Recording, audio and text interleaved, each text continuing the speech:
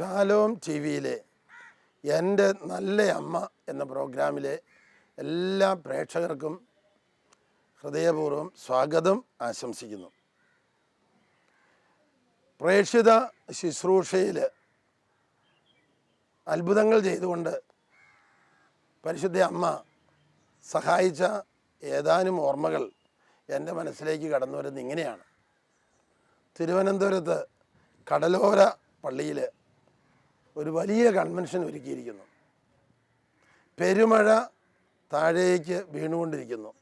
ജനം വിഷമിക്കാൻ പോവുകയാണ്. ആ സമയത്ത് എത്രയും ദയയുള്ള മാതാവേ എന്ന ഗാനം ആലപിച്ച് പ്രാർത്ഥിക്കുവാൻ പരിശുദ്ധാത്മാവ് പ്രേരണ നൽകി. ആ പ്രാർത്ഥന ഗീതം ആലപിച്ചപ്പോഴത്തേക്ക് ആകാശം നമുക്ക് അനുകൂലമായി തിരിഞ്ഞു. മഴ പെയ്തില്ല. സുഖസുന്ദരമായ കാലാവസ്ഥയിൽ ഏതാനും മണിക്കൂർ കൺവെൻഷൻ നടത്താൻ സാധിച്ചു. ഇതേ അത്ഭുതം മറ്റു പല സ്ഥലങ്ങളിലും ആവർത്തിച്ചിട്ടുണ്ട്. പ്രതികൂല കാലാവസ്ഥകൾ വന്ന് ശല്യപ്പെടുത്തിയപ്പോൾ മാതാവിൻ്റെ ഒരു പാട്ടുപാടി, അല്ലെങ്കിൽ എത്രയും ദയുള്ള മാതാവേ എന്നുള്ള നമസ്കാരം ചൊല്ലി, ഇതാ പെട്ടെന്ന് കാലാവസ്ഥ നമുക്ക് അനുകൂലമാകുന്നു. ഹല്ലേലൂയ. ഒരു ചങ്ങനാശ്ശേരി അതിരൂപതയിലെ ഒരു ഫൊറോന പള്ളിയിൽ ഒരു കൺവെൻഷൻ 5 ദിവസത്തെ ധ്യാനം വളരെ ഭംഗിയായിട്ട് നടത്തിയ അവസാന നിമിഷത്തിൽ ഒരു സ്ത്രീ എന്തോ മാനസിക വികല്പം പോലെയുള്ള ചില അടയാളങ്ങൾ കാണിക്കാൻ തുടങ്ങി. കൗൺസിലിംഗ് കൊടുത്തും ഒക്കെ ശരിയാക്കാൻ നോക്കിയിട്ട് ഒരു ഫലമില്ല. ആരോ ഒരാളൊരു സന്ദേശം പറഞ്ഞു, എത്രയും ദയുള്ള മാതാവേ എന്നുള്ള പ്രാർത്ഥന ചെല്ലുക. ഉടനടി ആ സ്ത്രീ നോർമലായി. ഒരു വലിയ അത്ഭുതം, ഒരു വലിയ ക്രൈസിസ് മാറിക്കിട്ടിയ കാര്യം എൻ്റെ ഓർമ്മയിലേക്ക് ഇപ്പോൾ വരികയാണ്.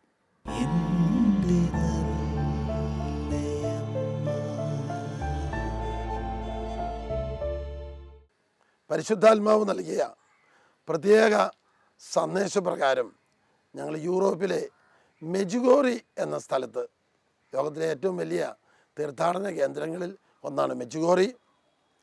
പണ്ടത്തെ യുഗോസ്ലോവിയ 4-5 രാജ്യങ്ങളായി മുറിഞ്ഞ് അതിലൊരു രാജ്യമാണ് ബോസ്നിയ. ബോസ്നിയയിലെ മെജുഗോറിയിൽ 1981 മുതൽ 6 ചെറുപ്പക്കാർക്ക് മാതാവ് പ്രത്യക്ഷപ്പെട്ടെന്നും അവിടെ ആ കാലത്ത് കമ്മ്യൂണിസ്റ്റ് ഗവൺമെൻറ്റാണ് ഭരണം നടത്തിയിരുന്നത്, മതപീഡനമുണ്ടായെന്നും മാതാവ് പ്രത്യക്ഷപ്പെട്ടു എന്നു പറഞ്ഞ ആ സ്ഥലത്തെ ആ യുവാക്കന്മാരെ ജയിലിലടച്ചെന്നും ആ പ്രത്യക്ഷീകരണത്തിന് പിന്തുണ നൽകിയ അച്ഛന്മാരെ ജയിലിലടച്ചെന്നും കേട്ടിട്ടുണ്ട്. 1996 പരിശുദ്ധാത്മാവ് നൽകിയ പ്രത്യേക സന്ദേശപ്രകാരം, പ്രവചനപ്രകാരം മെജുഗോറിയിൽ ഞങ്ങളുടെ ടീം, ഞങ്ങൾ 3 പേര് പോകാനിടയായി. അതിനു മുമ്പുള്ള 3 വർഷക്കാലം എന്നെ സംബന്ധിച്ചിടത്തോളം ഒരു ജപമാല പ്രതിസന്ധി അനുഭവിച്ചൊരു കാലമാണ്. ജപമാല ചെല്ലുന്നത് എന്തിനാണ്? ഇത്ര നന്മ പറഞ്ഞു പറയും ചെല്ലണോ? ഒരു 3 നന്മ പറഞ്ഞു പറയും ചെല്ലിയാലും പോരെ? ഇങ്ങനെയുള്ള ഒരു സംശയത്തിൻ്റെ പൈശാചിക പീഡ എന്നെ അലട്ടിയിരുന്നു. അതുകൊണ്ട് മറ്റാർക്കും അറിയത്തില്ല, 3 കൊല്ലത്തോളം ജപമാല ചൊല്ലൽ ഒഴിവാക്കിയിരുന്നു ഞാൻ. അങ്ങനെയുള്ള അവസരത്തിലാണ് പലപ്പോഴായിട്ട് 4-5 പ്രാവശ്യം പരിശുദ്ധാത്മാവ് നിങ്ങളെ ഞാൻ മെജുഗോറിയിലയക്കും എന്ന സന്ദേശം നൽകിയത്. സ്യൂറിച്ചിൽ 1996 ധ്യാനം നടത്തുന്നതിൻ്റെ ഒരു അവസാന ഘട്ടത്തിൽ എങ്ങനെയോ 4 ദിവസം ഒഴിവായി കിട്ടി. പരിശുദ്ധാത്മാവ് പറഞ്ഞു, മെജുഗോറിയിൽ പോകാൻ ഒരുങ്ങുക. ഞങ്ങളെ കൊണ്ടുപോകാൻ സ്വിറ്റ്സർലൻഡിൽ ധ്യാനം ഒരുക്കിയ അലക്സും ലില്ലിയും സഹായം വാഗ്ദാനം ചെയ്തു. എംബസിയിൽ ക്രൊവേഷ്യ എന്ന രാജ്യത്തിലൂടെ കടന്ന് ബോസ്നിയയിലേക്ക് പോകണം. 2 രാജ്യത്തിലെ വിസ വേണം. എംബസിയിൽ ചെന്നപ്പോൾ അവർ പറഞ്ഞു, നിങ്ങൾക്ക് വിസ വേണമെങ്കിൽ ഇന്ത്യയിൽ നിന്ന് എടുക്കണമായിരുന്നു, 30 ദിവസം എടുക്കും. എന്ത് ചെയ്യണമെന്നറിയാതെ കുഴങ്ങി. അപ്പോൾ ഞങ്ങളുടെ കൂടെ ഉണ്ടായിരുന്ന അലക്സ് ലില്ലി ദമ്പതികൾ പറഞ്ഞു, ഞങ്ങളുടെ കൂടെ പ്രാർത്ഥിക്കാൻ വരുന്ന ഒരു ക്രൊവേഷ്യക്കാരത്തി സ്ത്രീയുണ്ട്, അവളെ വിളിച്ച് നോക്കട്ടെ. അവൾ പറഞ്ഞു, എൻ്റെ ഫ്രണ്ട് എംബസിയിലുണ്ട്, 1 മണിക്കൂറിനകം വിസ മേടിച്ച് തരാം. ക്രൊവേഷ്യൻ എംബസിയിൽ നിന്ന് അവൾ വന്ന് 1 മണിക്കൂറിനകം വിസ മേടിച്ചു. അവിടെ നിന്ന് ബോസ്നിയ എംബസിയിലേക്ക് ഫോൺ ചെയ്യിച്ചു. VIP വെരി ഇമ്പോർട്ടൻറ്റ് പീപ്പിൾ വരുന്നുണ്ട്, വേഗം വിസ കൊടുക്കണം. 1 മണിക്കൂറിനകം വിസ കിട്ടി. പിറ്റേ ദിവസം കാലത്ത് ഫ്ലൈറ്റിന് ക്രൊവേഷ്യയുടെ തലസ്ഥാനത്ത് നിന്നിറങ്ങി 3 മണിക്കൂർ കാർ യാത്രയിൽ ബോസ്നിയയിലെത്തി, മെജുഗോറിയയിലെത്തി. 3 ദിവസം താമസിച്ചു. ഞാൻ താമസിച്ചൊരു വീട്ടിൽ, ഒരു മുറിയിൽ അവർ ഭക്ഷണം തന്നു. ഒരു മാതാവ് പ്രത്യക്ഷപ്പെട്ട സ്ഥലത്തിലൂടെ കൊന്തയിലേക്ക് പോകും. കാലത്ത് കുർബാന, വൈകുന്നേരം ആരാധന, അത്രയേ ഉള്ളൂ. പക്ഷേ അവിടെ വരുന്നവർക്കെല്ലാം പരിശുദ്ധാത്മാവിൻ്റെ വിഷയം കിട്ടും. ഞാൻ താമസിക്കുന്ന വീടിൻ്റെ വരാന്തയിൽ 4 മണിക്ക് ഒരു ദിവസം ഇരിക്കുമ്പോൾ ആരോ പ്രസംഗിക്കുന്നൊരു സ്വരം കേട്ടു. മലയാളത്തിലെ പ്രസംഗം. ഞാൻ തല വട്ടം വിട്ട് നോക്കി, എവിടുന്നാണ് പ്രസംഗം വരുന്നത്? അതൊരു പ്രവചനമായിരുന്നു. ആ പ്രവചനം ജപമാലയെക്കുറിച്ചുള്ള പ്രവചനമായിരുന്നു. അത് സാധാരണ ഇംഗ്ലീഷിൽ പറയുമ്പോഴാണ് അതിൻ്റെ അഭിഷേകം കിട്ടുന്നത്. അതിങ്ങനെയാണ്. എന്താണ് ജപമാല? Praying with Mary, meditating on the life of Jesus, you will be filled with Holy Spirit and many others for whom you say the rosary. ജപമാല ചൊല്ലുന്ന നിങ്ങൾക്കും ആർക്കു വേണ്ടി ജപമാല ചൊല്ലുന്ന അവർക്കും പരിശുദ്ധാത്മ അഭിഷേകം. എങ്ങനെ? പരിശുദ്ധ അമ്മയോട് ചേർന്ന് പ്രാർത്ഥിക്കുന്നു, യേശുവിൻ്റെ ജീവിതം ധ്യാനിച്ചു പ്രാർത്ഥിക്കുന്നു, യേശുവിൻ്റെ ജീവിതത്തിൻ്റെ അനന്തയോഗ്യതയിൽ ജപമാല ചൊല്ലുന്നവർക്കും ആർക്കു വേണ്ടി ജപമാല ചൊല്ലുന്നു അവർക്കും പരിശുദ്ധാത്മാഭിഷേകം. ഇത് വലിയൊരു വെളിപ്പെടുത്തലായിരുന്നു. ഈ സന്ദേശം കിട്ടിയ നാൾ തൊട്ട് ഒരു ജപമാലയും ചെല്ലാതെ 3 കൊല്ലം കഴിഞ്ഞ് ഞാൻ ദിവസേന 3 ജപമാല ചെല്ലാൻ തുടങ്ങി. ജപമാല ആനന്ദമായി മാറി. പിന്നീട് തിരിച്ച് ഡിവൈൻ ധ്യാന കേന്ദ്രത്തിൽ വരുമ്പോൾ ഇതെൻ്റെ പ്രസംഗത്തിൽ പറയാൻ തുടങ്ങി. ധാരാളം പേര് ഈ പ്രവചന സന്ദേശം ഏറ്റുപറയാൻ തുടങ്ങി. ജപമാല അഭിഷേകത്തിൻ്റെ ഒരു മുന്നേറ്റം തന്നെ കേരളക്കരയിൽ കൊടുക്കുവാൻ മെജുഗോറിയിൽ കിട്ടിയ പ്രവചനം ഉളവാക്കി. ഇന്ന് 3 ജപമാലയല്ല, 4 ജപമാല, ചിലപ്പോൾ അതിൽ കൂടുതലും കൂട്ടുകാർ കൂടിയിരുന്ന് ചെല്ലാറുണ്ട്. Praise the Lord. അധികാലത്ത് എഴുന്നേൽക്കുമ്പോൾ തന്നെ സ്വയം വിശുദ്ധീകരണത്തിന് വേണ്ടി ദുഃഖത്തിൻ്റെ ഒരു 5 രഹസ്യം ചെല്ലും. പിന്നെ അവസരം കിട്ടുമ്പോൾ ബാക്കി ജപമാലകളും ചെല്ലിത്തീർക്കുന്നൊരു ആനന്ദമാണ്. എന്താണ് ജപമാലയുടെയും മരിയ ഭക്തിയുടെയും ലക്ഷ്യം? തിരിച്ചറിയത്തില്ലാത്തൊരു കാലം ഉണ്ടായിരുന്നു. എന്നാൽ ഇന്നറിയാം. എല്ലാ ക്രിസ്തീയ പ്രാർത്ഥനയുടെയും മരിയൻ ജപമാലയുടെയും ലക്ഷ്യം ഞാൻ മനസ്സിലാക്കിയിരിക്കുന്നത് പരിശുദ്ധാത്മാവ് കൊണ്ട് നിറയുക, ദൈവാനുഭവം പ്രാപിക്കുക, അനേകരെ ആ ലക്ഷ്യത്തിലേക്ക് നയിക്കുക. Hallelujah. Price the Lord. Hallelujah. യേശുവേ നന്ദി. ഹല്ലേലൂയ. യേശുവേ നന്ദി. ഹല്ലേലൂയ. സ്വിറ്റ്സർലൻഡിലെ സ്യൂറിച്ചിൽ കറുത്ത മാതാവിൻ്റെ പള്ളി എന്ന് പറഞ്ഞൊരു പള്ളിയുണ്ട്. മെഴുകുതിരി കത്തിച്ച് ആ മാതാവിൻ്റെ രൂപം കറുത്തുപോയതാണ്. ആ കറുത്ത മാതാവിൻ്റെ പള്ളിയിൽ ഒരു ധ്യാന മന്ദിരത്തിൽ ഒരു ധ്യാനം അറേഞ്ച് ചെയ്തു. മലയാളികളുണ്ട്, തനി സ്വിറ്റ്സർലൻഡുകാരുണ്ട്. ഒരുക്ക ശുശ്രൂഷയ്ക്ക് അവരെല്ലാ ശനിയാഴ്ചയും ഒരുമിച്ച് കൂടി 2-3 ജപമാല ചെല്ലുമായിരുന്നു. ഒരു 7-8 പേര്. അക്കൂട്ടത്തിൽ വീൽ ചെയറിലിരിക്കുന്ന ഒരു സ്വിറ്റ്സർലൻഡുകാരുണ്ടായിരുന്നു. അവളുടെ ഭാര്യയും അയാളും. അവർ ഒരു 3 ശനിയാഴ്ച ധ്യാനത്തിനൊരുക്കമായി ഒന്നിച്ചുകൂടി ജപമാല ചൊല്ലുകയായിരുന്നു. 3-ാം ശനിയാഴ്ച ആയപ്പോൾ വീൽ ചെയറിലിരുന്ന ആൾ എഴുന്നേറ്റ് നടന്നു. Price the Lord. ജപമാല ശക്തി എന്ന പേരിൽ ഒരു പുസ്തകം കഴിഞ്ഞ കൊല്ലം പ്രസിദ്ധീകരിക്കുകയുണ്ടായി. എന്താണ് ജപമാല ശക്തി? ഞങ്ങൾ ഒരനുഭവം പറയാം. 3-4 പേര് കൂടി ജപമാല ചെല്ലുമ്പോൾ ഒരടയാളം എന്നോണം ഞങ്ങളിൽ ഒരാൾ ആഴമുള്ള ഒരു ഉറക്കത്തിലേക്ക് പോകുന്നത് ഞങ്ങൾ കണ്ടിട്ടുണ്ട്. ആരെങ്കിലും ഒരാൾ. അതിന് ഞങ്ങൾ പറയാറുള്ളത് അഭിഷേക നിദ്ര എന്നാണ്. ആ അടയാളം കിട്ടിയാൽ ഒരു കാര്യം മനസ്സിലായി. ഏത് ഇടവകയിലേക്കാണോ ധ്യാനം നടത്താൻ പോകുന്നത് അവിടുത്തെ മുഖ്യമായ പൈശാചിക പീഡ ആ ജപമാലയുടെ സമയത്ത് ബന്ധിക്കപ്പെട്ട് കഴിഞ്ഞു. പിന്നെ ഞങ്ങൾ ഇടവകയിലോട്ട് ചെല്ലുമ്പോൾ വളരെ ഗ്ലോറിയസ് ആയിട്ട് മഹത്വത്തോടെ വലിയ അഭിഷേകത്തോടെ ശുശ്രൂഷ ചെയ്യാൻ സാധിക്കുന്നുണ്ട്. ഇതൊരു പ്രാവശ്യമല്ല, അനേകം പ്രാവശ്യം ഈ ജപമാല സമയത്തുണ്ടാകുന്ന അഭിഷേക നിദ്ര ആർക്കെങ്കിലും ഒരാൾക്ക് കിട്ടുകയാണെങ്കിൽ അത് ഉറക്കം തൂങ്ങലല്ല, ആഴത്തിലുള്ള ഒരു ദൈവാനുഭവം. എവിടേക്ക് പോകുന്നുവോ അവിടുത്തെ തടസ്സങ്ങൾ ഒന്നെങ്കിൽ മാതാവ് അല്ലെങ്കിൽ പരിശുദ്ധാത്മാവ് ചെന്ന് എടുത്ത് ദൂരം മാറ്റിക്കളഞ്ഞു. പിന്നെ ചെല്ലുമ്പോൾ ഒരു അത്ഭുതങ്ങളുടെ വേലിയേറ്റം അവിടെ കാണാം.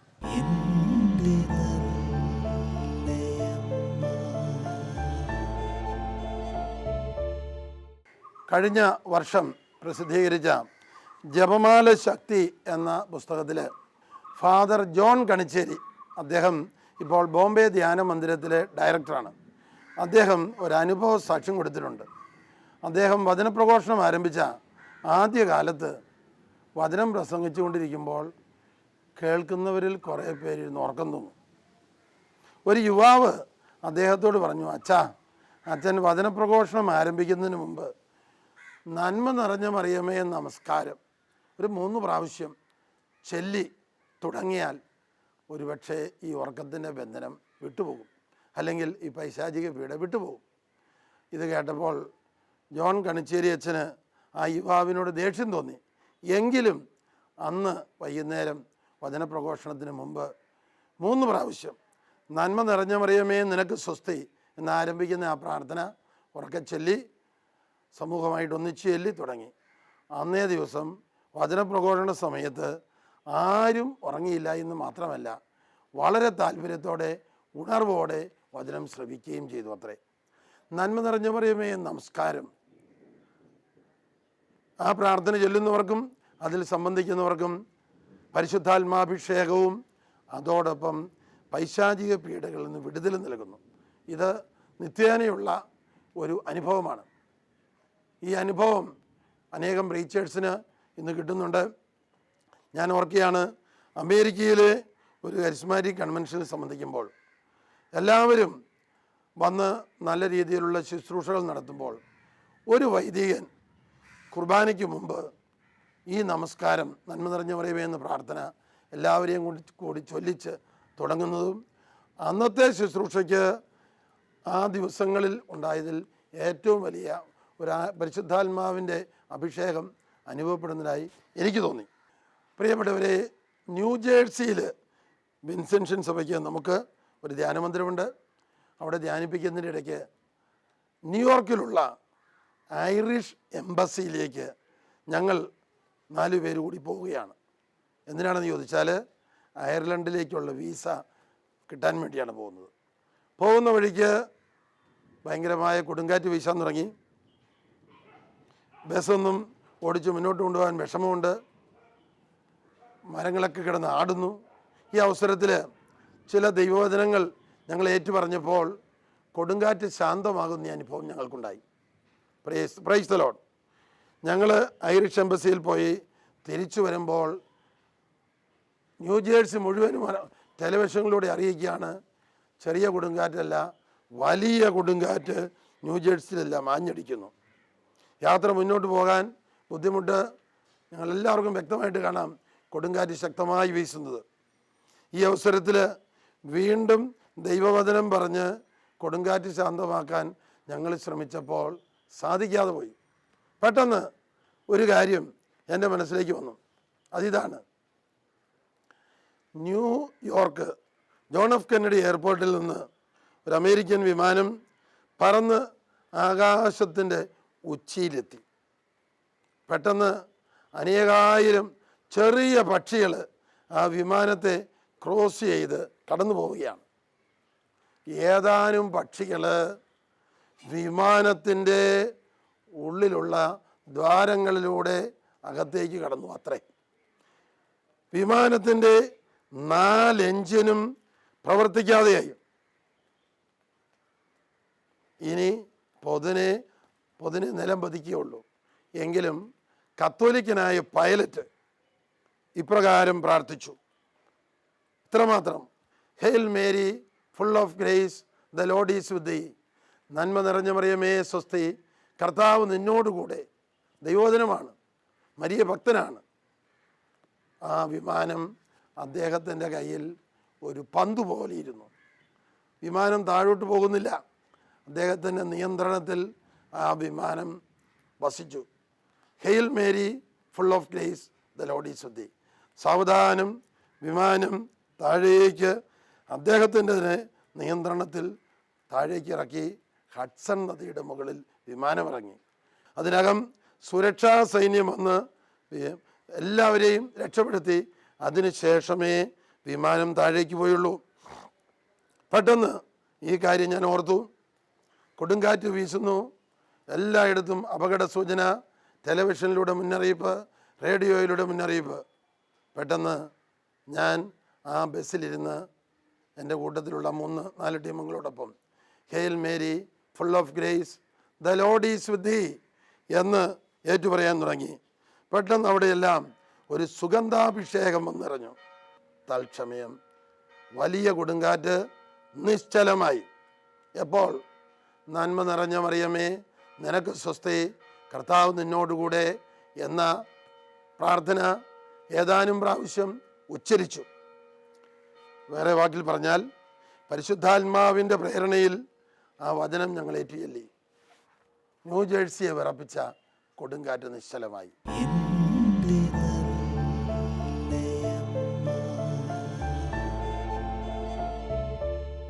ഒരു കാര്യം നമ്മൾ ഓർക്കണം, പരിശുദ്ധ അമ്മയോടുള്ള ഭക്തി പ്രാർത്ഥന നമുക്കും ലോകത്തിന് മുഴുവനും ഒരുപാട് സംരക്ഷണം നൽകുന്നുണ്ട്. പരിശുദ്ധ അമ്മയുടെ മധ്യസ്ഥം വഴി പൈശാചിക പീഡകൾ നിർവീര്യമാകുന്നു, പരിശുദ്ധാത്മ അഭിഷേകം സംലഭ്യമാകുന്നു, മനസമാധാനം ലഭിക്കുന്നു, കുടുംബ തകർച്ചയിൽ നിന്ന് മോചനം കിട്ടുന്നു, പ്രാർത്ഥനാ ജീവിതത്തിൽ പുരോഗതി ഉണ്ടാകുന്നു. എല്ലാറ്റിലുപരി യേശുവിനെ അടുത്തറിയാൻ നമ്മെ സഹായിക്കുന്നു. ഹല്ലേലൂയ. പ്രിയപ്പെട്ടവരെ, പരിശുദ്ധ അമ്മയുടെ ഭക്തിയിൽ വളരുവാൻ, ആ അമ്മയോടുള്ള സ്നേഹത്തിൽ വളരുവാൻ നല്ല ദൈവം ശാലോം പ്രേക്ഷകരായ നമ്മളെല്ലാവരെയും സമൃദ്ധമായി അനുഗ്രഹിക്കട്ടെ. എന്നു മാത്രമല്ല, ഇങ്ങനെയുള്ള സന്ദേശങ്ങൾ കേൾക്കുവാനോ കാണുവാനോ സാധിക്കാത്തവർക്ക് വേണ്ടി കൂടെ, എന്ന് പറഞ്ഞാൽ അനേക ആയിരങ്ങൾക്ക്, അനേക ലക്ഷങ്ങൾക്ക്, അനേക കോടികൾക്ക് വേണ്ടി പ്രാർത്ഥിക്കാം.